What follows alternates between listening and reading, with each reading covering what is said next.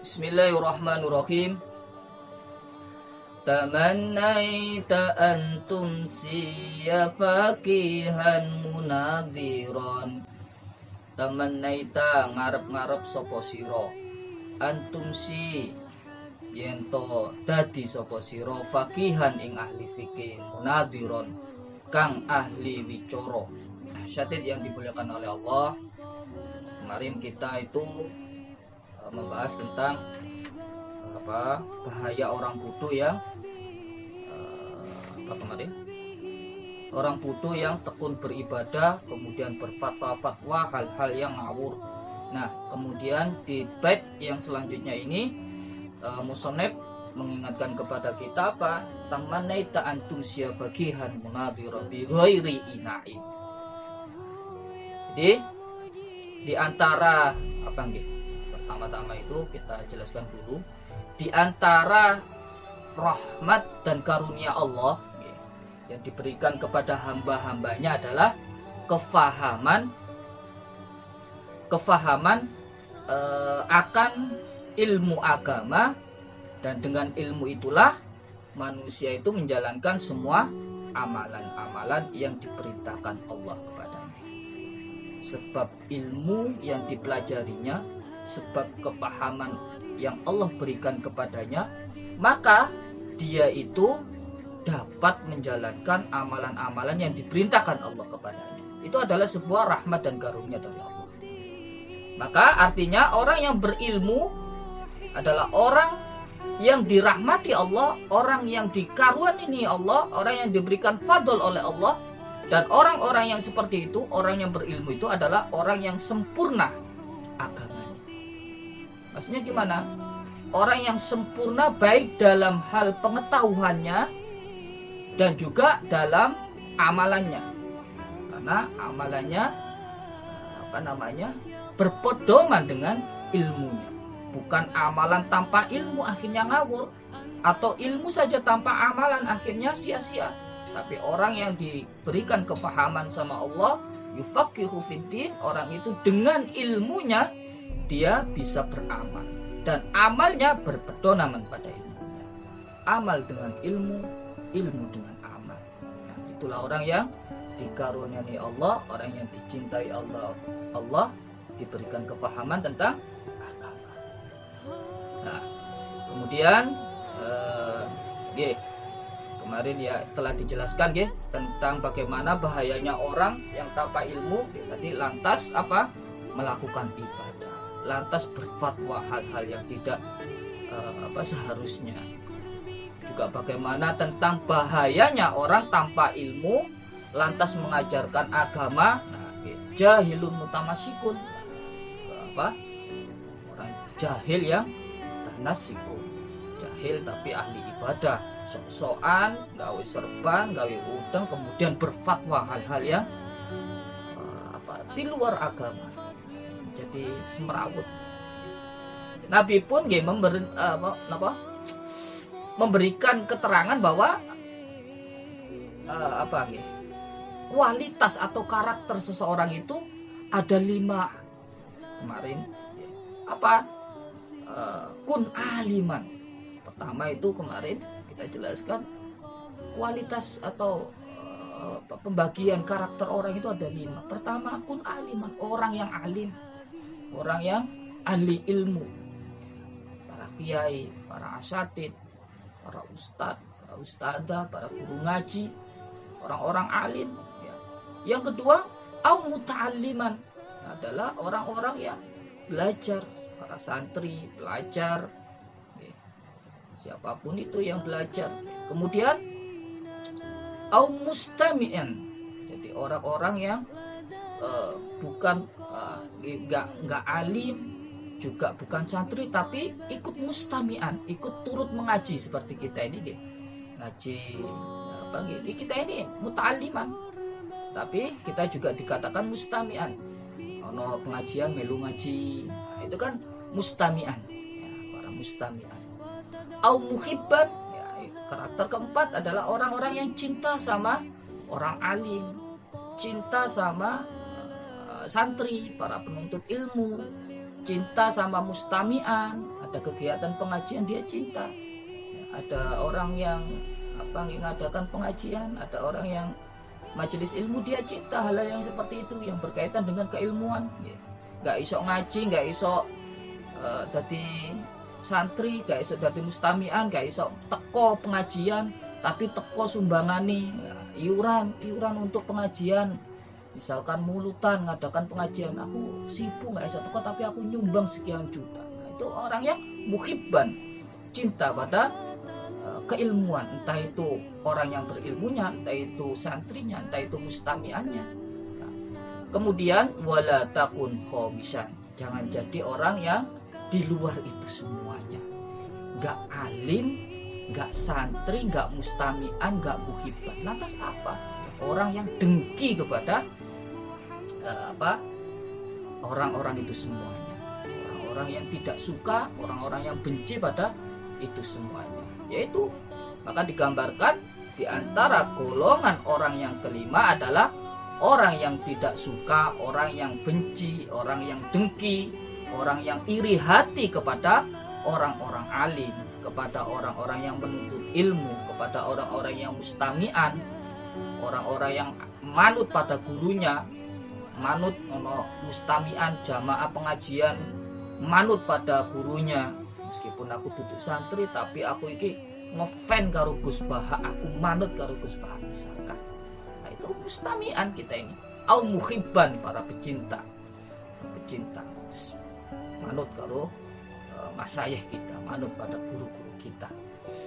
Nah, orang-orang yang dengki seperti itu, seperti halnya ceritanya Syekh Zuret gitu.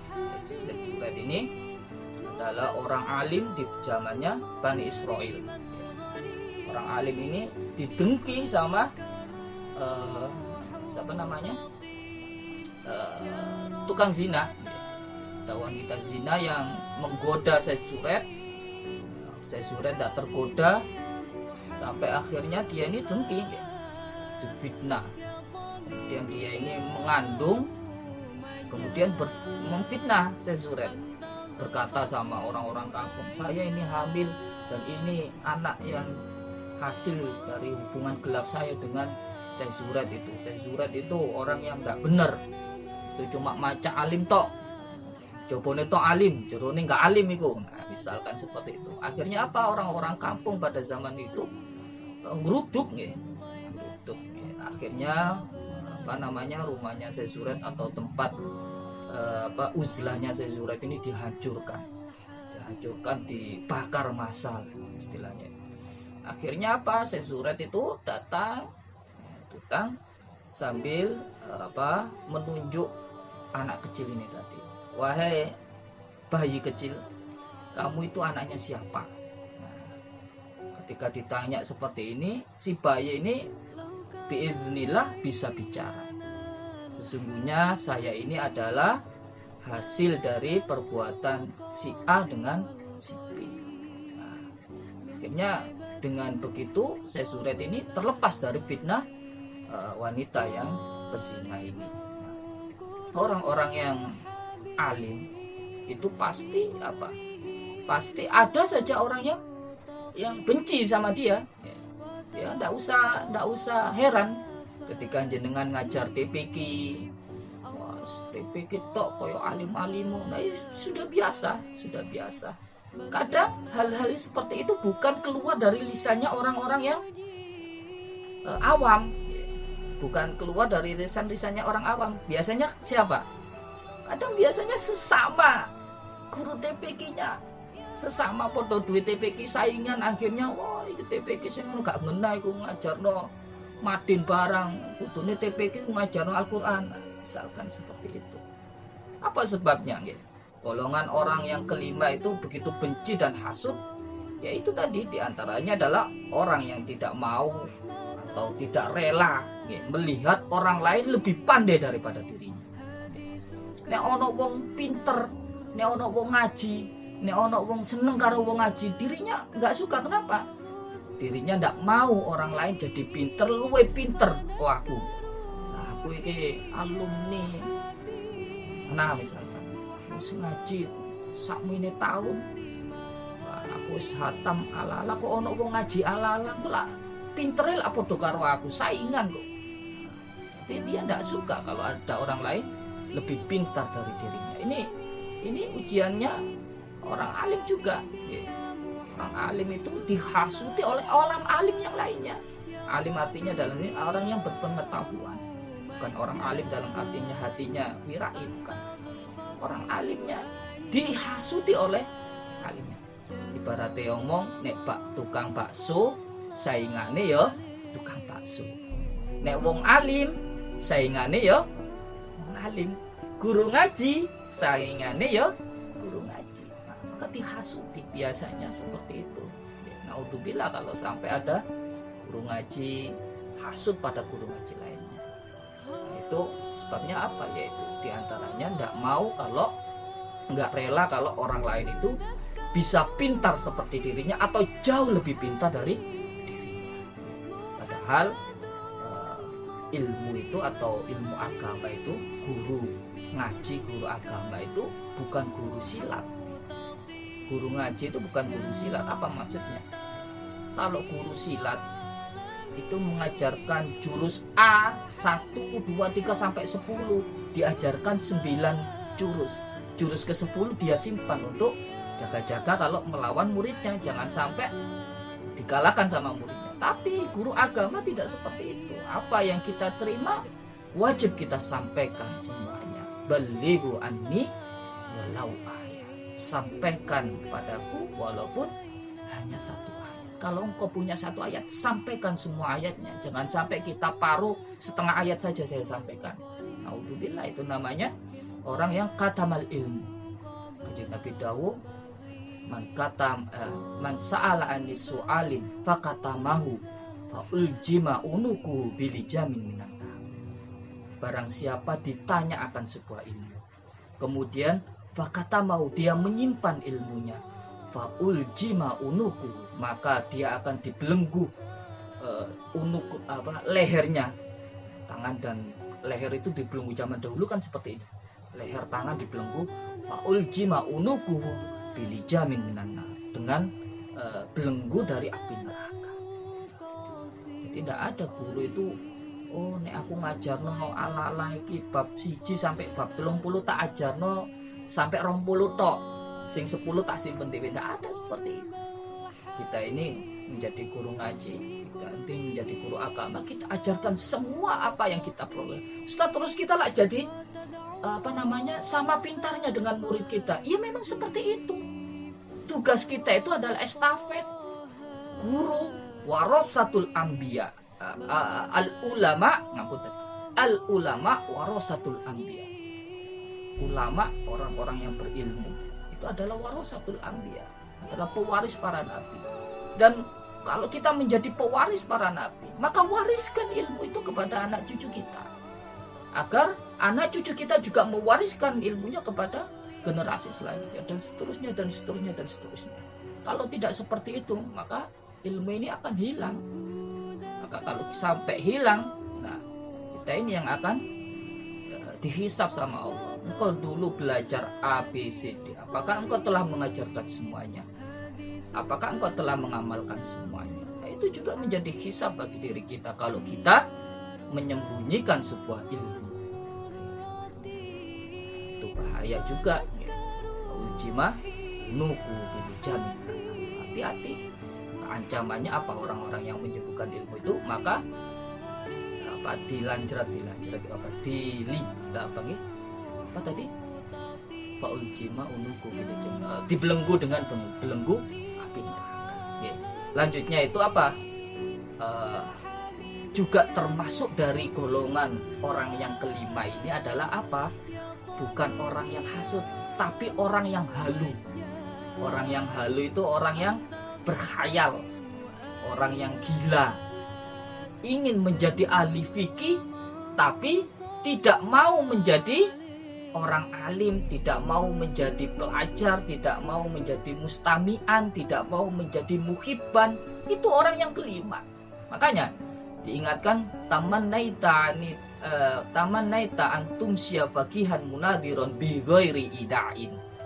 Kamu pengen jadi orang alim, ya, orang-orang yang ahli fikih, munadiron, ahli fikih yang ahli bicara, ya, penceramah, dai misalkan. Bi ghairi ina'in, tanpa kesusahan. Gak pengen dadi wong sing terkenal tapi gak pengen koyo kiai, belajar ngajar, gak pengen tanpa kesusahan seperti santri belajar terus, gak pengen repotnya dadi mustamian, bendino teko pengajian A, teko pengajian B, teko pengajian C, teko. Gak pengen kesusahan koyo muhibban, atine loman, ada pengajian nyumbang, pengajian kok nyumbang, dirinya gak bisa datang tapi infaknya selalu datang. Nah, gak pengen kesusahan itu, tapi pengennya langsung dadi wong sing fakihan munadiron, ahli fikih yang munadiron, pendakwah. Nah, itu apa? Wal jununu funun. Nah, ini hebatnya kalam dari syair Al-Ala ini. Ini suatu sindiran. Wal jununu fununu. Yang pertama, kitab ini membicarakan kamu pengen menjadi orang yang ahli fikih, yang ahli bicara, pendai yang ulung misalkan, tapi tanpa kesusahan. Kemudian koma di situ, wal jununu fununu. Ketahuilah bahwa apa? Gila itu ya memang warna-warna. Gila itu berwarna-warna gitu. Ono wong sing gila pengen dadi wong alim tapi gak gelem belajar. Itu yo gila juga. Bagian dari sebuah kegilaan. Jadi katanya itu kamu ingin menjadi ahli fikih, bisa menerangkan hujah atas setiap permasalahan, bisa berdakwah, bisa menjadi dai, tanpa adanya usaha keras, tanpa mau bekerja keras. Maka ini disindir sama syair ini, wal jununu funun. Dan gila itu berwarna-warna, bervariasi. Ada orang yang gila dunia, ada yang gila jabatan, ada orang yang gila bercita-cita tanpa berbuat. Cita-citane pengen dadi alim tapi gak gelem ngaji. Itu juga sebuah kegilaan. Karena ilmu kita peroleh ini pasti melalui sebuah upaya, susah payah. Pasti semuanya ini melalui rangkaian kepayahan. Kita di awal-awal bab ini dijelaskan apa? Syarat mencari ilmu itu apa? Ada 6 hal. Jadi yang pertama cerdas. Artinya cerdas itu punya daya tangkap, logikanya masih hidup. Bukan wong sing setengah saking, untuk wong sing setengah rolas, nah gitu. Bukan orang yang idiot, orang yang masih punya akal sehat. Kemudian apa? Dan orang yang sungguh-sungguh. Orang yang sungguh-sungguh ya memang benar-benar sungguh-sungguh. Nek memang pengen dadi wong alim, ya mondok sing temenan. Khirusin. Dia harus sungguh-sungguh. Terus apa? Wastibarin, orang yang punya kesabaran tinggi. Hari ini nggak hafal, besok dihafalkan lagi. Hari ini nggak hafal, besok dihafalkan lagi. Nggak ada istilahnya itu orang yang terlambat dalam berusaha. Ya memang kemampuan kita, kemampuan seseorang itu berbeda-beda. Ada orang yang sekali diajar langsung nangkep, sekali diajarkan langsung hafal. Tapi ada juga orang-orang yang seperti kita, kalau sudah berusia, berumur, di kongkon ngafal no, hari ini hafal bisa lupa. Kenapa? Seperti dalam dawuhnya Imam Syafi'i, at-ta'allumu fis shaghir kan nafasi fil alal hajar.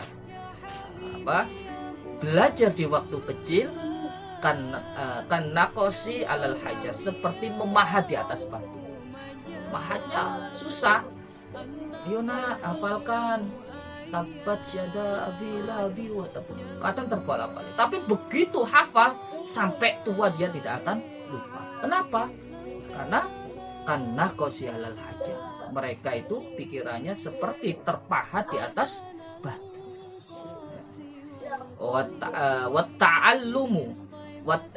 ta'allumul kabir, dan pembelajarannya orang yang sudah tua, karena qasiyalal ma, seperti mengukir di atas air. Kita ukir A, ya bisa bentuk A, tapi sekejap saja langsung hilang, datar lagi. Atau mengukir di tepian pantai, kita mengukir kalimat-kalimat indah sebagus apapun ukiran kita, begitu datang ombak pasti akan hilang juga jejaknya. Nah, ya bersabar. Kita berharap ya, meskipun usia kita sudah tidak sogir lagi, kita ini balik kedua mungkin ya. Meskipun usia kita ini tidak kecil lagi, tidak usia hajar lagi, kita masih berharap. Tidak ada istilahnya kata terlambat untuk belajar. Oke. Karena belajar itu kewajiban baik di masa kecil ataupun di masa mendatang. Di masa tua. Oke. Belajar itu minal mahdi ilal lahdi, dari gendongan ibu sampai ke liang lahat. Ya? Jadi kalau kita ini berharap menjadi orang yang ahli ilmu, orang yang faqihan munadhiron, menjadi seperti Gus Baha, ini pingin putra kita seperti orang alim itu yang faqihan munadhiron, orang ahli fikih yang ahli berfatwa, ahli berdakwah. Ya kita harus jadikan mereka untuk prosesnya. Jangan melihat orang-orang alim itu pada saat ini. Kita seringkali pengen jadi orang yang seperti, aku pengen seperti Gus Baha, tapi kita lupa bagaimana masa beliau ketika belajar. Pastinya beliau juga mengalami kesusahan, mengalami namanya kudu belajar sungguh-sungguh, kudu sabar, duweni biaya, duweni guru, waktu li zamanin, dan lama belajarnya juga lama. Nah kita enggak, kita ini pengen belajar Sabtu iki ngaji, menit tadi alim. Kita inginnya instan. Padahal tujuan utama dari belajar itu bukan menjadi pintar sebenarnya.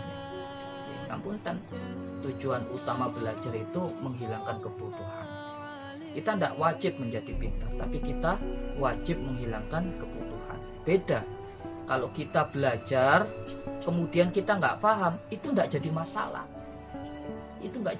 Kenapa? Ilmu itu milik Allah. Dan Allah akan memberikan ilmunya pada siapa-siapa yang dikehendaki. Tapi keinginan kita untuk menghilangkan kebutuhan itu adalah sebuah usaha kita, ikhtisab kita, kasab kita, usaha kita. Bagaimana caranya saya yang bodoh ini biar nggak bodoh, supaya belajar. Masalah pinter nggak pinter, masalah nggak paham itu urusannya Allah. Urusan saya sebagai manusia, tugas saya sebagai manusia ini adalah belajar supaya nggak bodoh. Bagaimana sih cara kita ini mendapatkan ilmu? Di antaranya Imam Syafi'i itu dalam syairnya dakwakan, cakautu ila waqi'in ansu'i khiti fa arsyadani ila tarkil ma'ashi wa ahbarani bi annal ilmu nurun wa nurullahi la yahdil ma'ashi. Kata Imam Syafi'i, aku syakautu ila waqi'in ansu'i khiti. Aku pernah berkeluh kesah, berkata-kata kepada guruku tentang buruknya hafalanku. Fa arsadani ila tarkil ma'asi. Maka guruku Imam Waqi' ini memberi petunjuk padaku untuk meninggalkan maksiat. Wa ahbaroni, dan memberitahu aku bi annal ilmu nurun. Ilmu itu adalah cahaya. Wa nurullahi la yahdi lil asi, dan cahaya Allah ini tidak akan turun kepada orang yang ahli maksiat. Kita tahu nggih bagaimana kealiman atau bagaimana cerdasnya Imam Syafi'i. Imam Syafi'i itu di usia 7 tahun sudah hafal Al-Quran. Usia 7 tahun. Kita usia berapa? Juz amma nggak hafal-hafal ya. 7 tahun itu sudah hafal Al-Quran. Kemudian usia 10 tahun beliau sudah hafal Al-Muwatta, 4 jilid tebal-tebal itu, ribuan hadis. Itu Imam Syafi'i hafal. Bahkan di usia 15 tahun Imam Syafi'i sudah bisa berfatwa tentang sebuah masalah. Nah, kita tahu bagaimana ceritanya Imam Syafi'i menuntut ilmu. Ya, Imam Syafi'i itu ya dari kalangan yang biasa-biasa saja. Bahkan sampai buku saja nggak punya. Suatu ketika Imam Malik ini ketika mengajar kitab Muwatta'nya, beliau meriwayatkan hadis qala Rasulullah. Dilihatnya satu muridnya, dia ini menulis bukan di atas kertas, tapi menulis di atas papan. Nah, ini heran Imam Malik ini. Bagaimana mungkin orang ini akan menulis catatan di atas papan dan dengan air pula, dengan air. Nah, ini pasti akan hilang. Ditanya, wahai Syafi'i, apa yang kamu perbuat ini? Saya sedang mencatat penjelasanmu, wahai Syekh. Bagaimana mungkin kamu menulis di atas papan dengan sebuah air? Kata Imam Syafi'i, wahai Syekh, ketika aku mencatat dengan air, sebelum air ini kering, aku telah menghafalkannya. Maka beneran dites sama Imam Malik ini.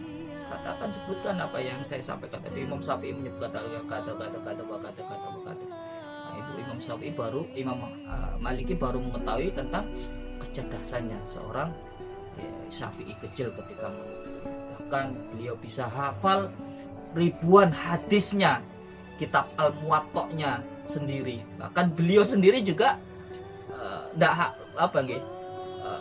Imam Syafi'i bisa hafal hadis sekian ada di halaman sekian, hadis sekian ada di halaman sekian. Beliau bisa hafal itu semuanya di luar kepala.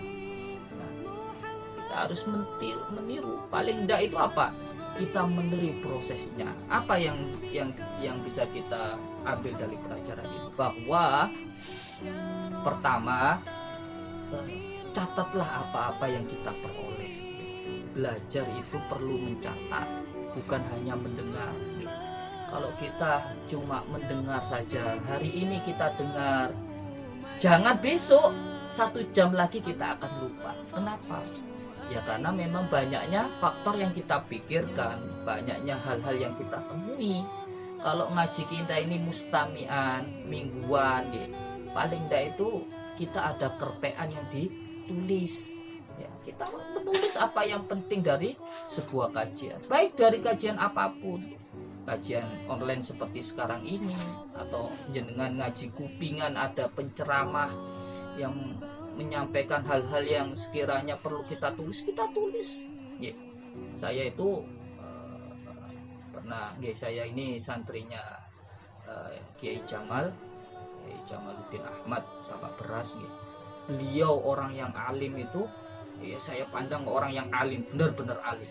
Beliau itu ketika ada pengajian, waktu itu ada peringatan Isra Mi'raj yang mengundang Habib Pak Agil kalau nggak salah. Beliau itu sempat mencatat, bahkan di seorang kiai pun kalau mendengar sebuah ilmu, untian ilmu, dia dicatat, menulis, benar-benar menulis itu sama beliau.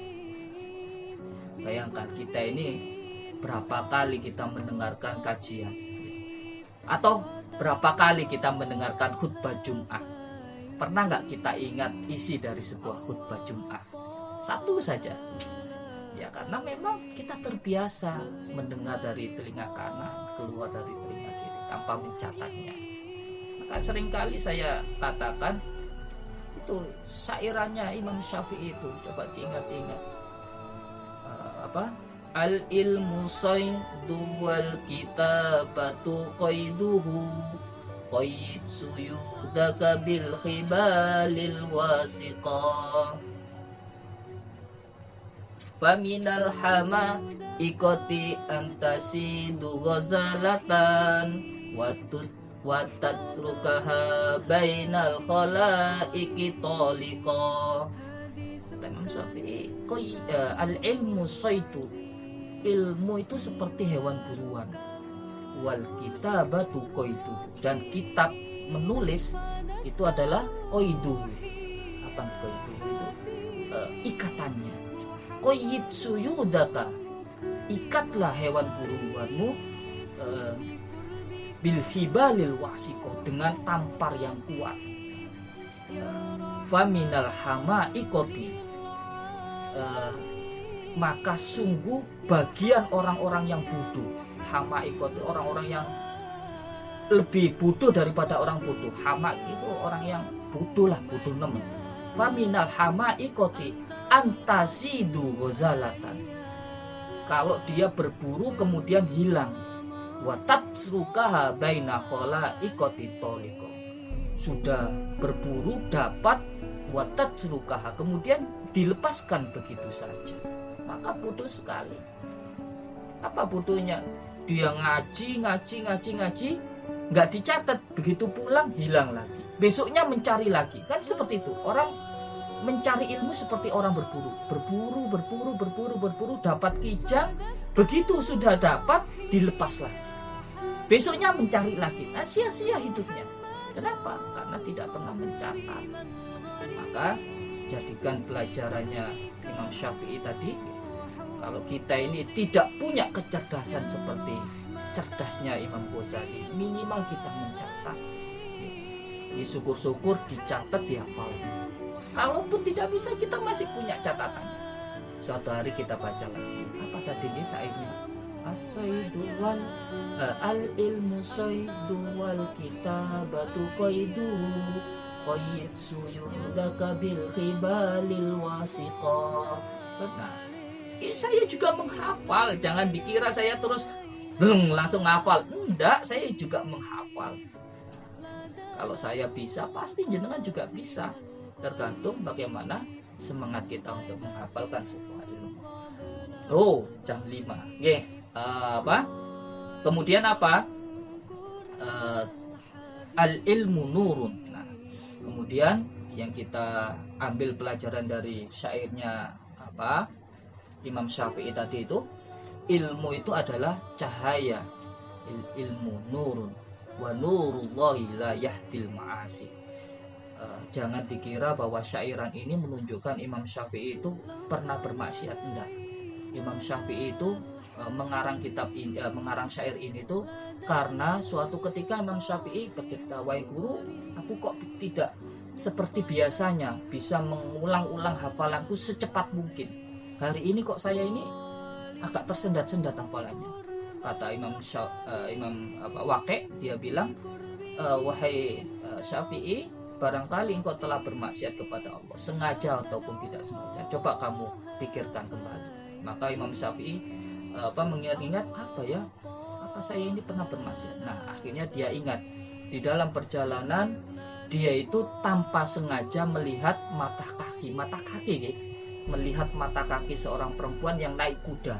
Tanpa sengaja mata kakinya terlihat. Nah, hal yang tidak sengaja seperti itu saja dianggap Imam Syafi'i itu sebuah dosa, sebuah kemaksiatan, sehingga mengganggu hafalannya. Nah, kita yang hidup di zaman sekarang ini, bagaimana maksiat-maksiat itu sangat banyak sekali, baik maksiat mata, apalagi maksiat mulut. Maksiat mata apa? Kita ini wis ndak bisa dipungkiri, di WA keluarga barangkali ono sing 01, 02, 03, sing 01 ngelokno 02, 02 ngelokno 03, yang kemarin-kemarin ini loh, kan gitu. Kita itu nggak mau melihat, ya sudah ada di dalamnya. Ya yang terbaik ya jangan dibaca, ya sudah dilewati gitu saja. Kenapa? Kalau kita misalkan kita ini 01, kita ini pasti kepo tentang keburukan 02 dan 03. Kalau kita ini 02, kita kepo, oh iya bener aja nih 01 itu begini-begini, 03 itu begini-begini. Nah, itu pasti seperti itu. Dulu-dulu lagi sampai ada istilah cebong kampret gitu. Ya, sing cebong itu pasti gelek IP si kampret gelek IP si cebong. Nah, halnya seperti itu. Kita ini hidup di zaman yang serba fitnah. Kenapa? Ya karena terbukanya segala hal lewat internet, lewat HP. Maka sebaik-baik diri kita adalah orang yang bisa mawas diri, bisa menjaga diri kita sendiri. Walaisa iktisabul mali duna masaqatin tahamalutul ilmu kaifa yakun. Yang artinya ya kalau belajar mencari mencari dunia saja, mencari uang saja itu penuh kesusahan, apalagi mencari ilmu. Pasti lebih susah lagi kalau dunia, kalau harta itu ada wujudnya. Kalau ilmu tidak ada wujudnya, bagaimana kita bisa mencari dengan benar-benar ya? Maka pastinya kesusahannya lebih banyak daripada mencari harta saja. Baik, begitu Satid. Barangkali ada yang mau ditanyakan, monggo silakan. Ampun nggih.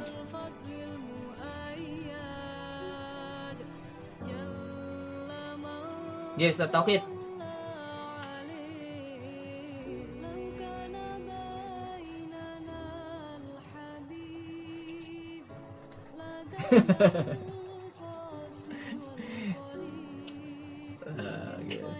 Nah itulah kalau kita ini kalau kita di dunia serba digital ini seharusnya boten sudut pandang kita begini. Kalau dulu Imam Ghazali mencari ilmu sampai ke negeri Baghdad, sampai ke Mesir, sampai ke Syria dan sebagainya. Imam Ghazali, Imam Syafi'i juga gitu, dari Palestina ke Mesir, kemudian ke Basra dan sebagainya, itu jauh sekali. Nah, kalau kita sekarang ini bisa update keilmuan lewat online, alangkah sia-sianya, alangkah alangkah cek duroko ya dewi gak gelem ngaji gitu loh. Orang-orang zaman dulu saya ini punya mbah ya, ini sebagian dari saya punya mbah namanya Dahlan. Dulu beliau ini saking gak pengen dilebokno sekolah nih wong Londo, itu sampai berenang dari Surabaya ke Madura hanya untuk mencari ilmu. Itu berenang. Bayangkan anak kecil, ya beliau ini masih kecil, itu lari ke Madura dengan berenang, melewati Selat Madura ini untuk lari dari Belanda untuk mencari ilmu di Madura. Nah, kita ini yang sekarang ini serba online bisa, alangkah sia-sianya kalau kita ini tidak manfaatkan kemudahan-kemudahan ini untuk mencari ilmu.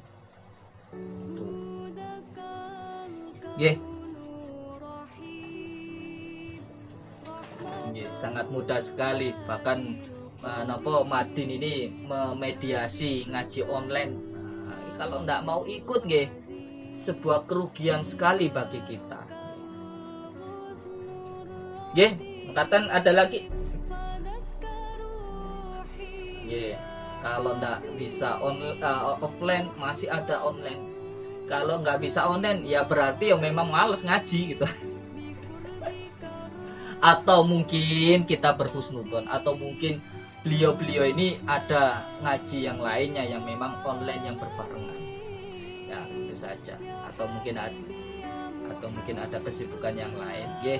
Kita berdoa semoga teman-teman yang online ini ya bisa menjaga keistiqomahan kita. Teman-teman yang lainnya yang belum bisa bergabung hari ini, ya entah sebab karena ada kendala yang lain ataupun ada hal yang lain, yang kita doakan semoga nantinya bisa bergabung lagi dengan kita sama-sama. Terima kasih.